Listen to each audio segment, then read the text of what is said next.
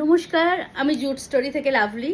আজকে একটা অন্য অ্যানাউন্সমেন্ট নিয়ে আমার ভিডিওতে আসা। আমাদের 17th, 18th, 19th, 20 এই 4 দিন আমরা হলদিরামে থাকছি হাট এক্সিবিশনের সঙ্গে। আমরা এই ফার্স্ট টাইম হাটে থাকছি। হাটে এর আগে আমরা কখনো ছিলাম না বা থাকিনি। এবারে আমরা ডিসাইড করেছি যে আমরা এবার একটু হাটে পার্টিসিপেট করব।